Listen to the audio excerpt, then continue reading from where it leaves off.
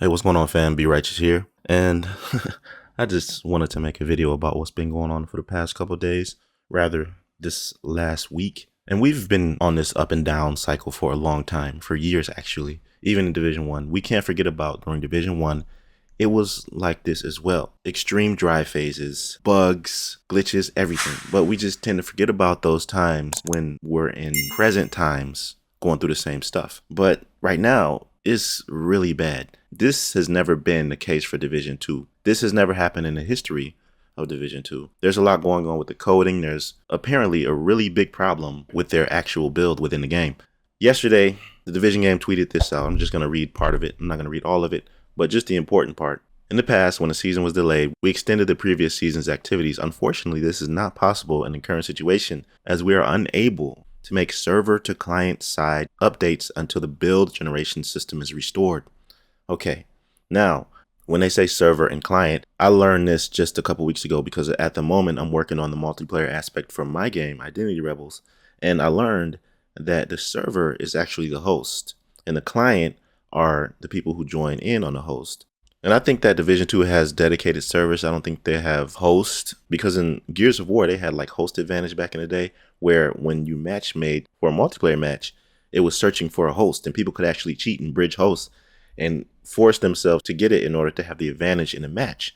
But I think for Division 2, there is no host. I think they have dedicated servers, which is actually good. It just costs more to do. But when they talk about the server and the client, they're referencing the host and the people who join in the host. In Division 2, the host is actually dedicated. And so they can't make that connection between the host and everybody else who's trying to join in the game. And this is a problem within the actual build, like I'm talking about in the engine that they're using, Snowdrop. And this is a really big thing if you didn't know, because there can be a huge bug that you don't really know the source of it.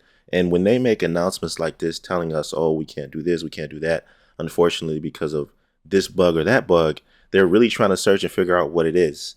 And the good thing is that right now they're being a little bit more transparent with us, actually. They would never send a message saying something like, oh, we're unable to make server or client side updates until the build generation system is restored. That's insider information, man. So kudos to them for at least being a little bit more transparent with us, letting us know what's going on instead of just telling us, look, we're delaying this, we're delaying that. I think it's because they got a lot of flack from just delaying Season 11 recently, that they said, hey, we should at least share this with the community. And today, just recently, Morten Ryberg tweeted this out. Today's maintenance is about getting the game back to the state it was before Season 10.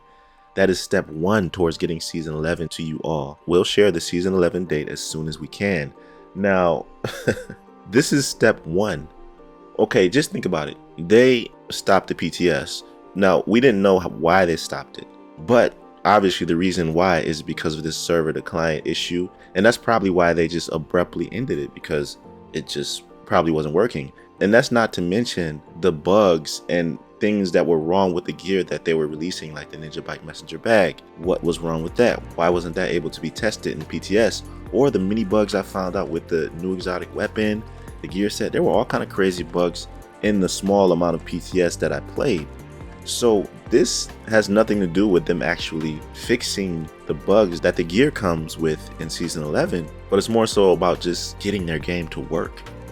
This is crazy, man. And they say that we'll let you know as soon as we have a date.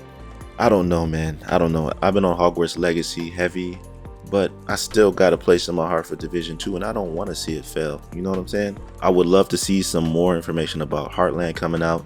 I just want this series or this franchise to progress. And I don't know why they're not showing anything about Heartland, because it's being made by a completely different team, by Red Storm and some other people. So how is that affecting what's going on with the Division 2?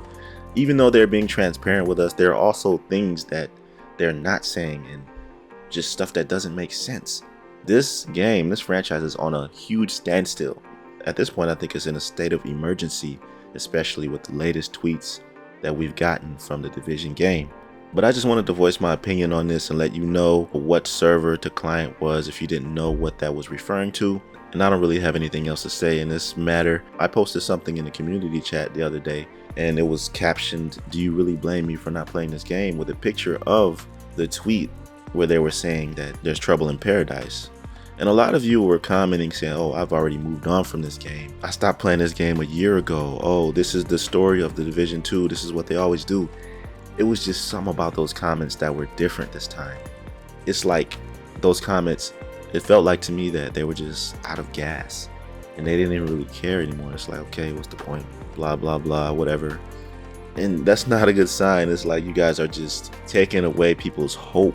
But I mean, if you can't control it, you can't control it. You can only do what you can do.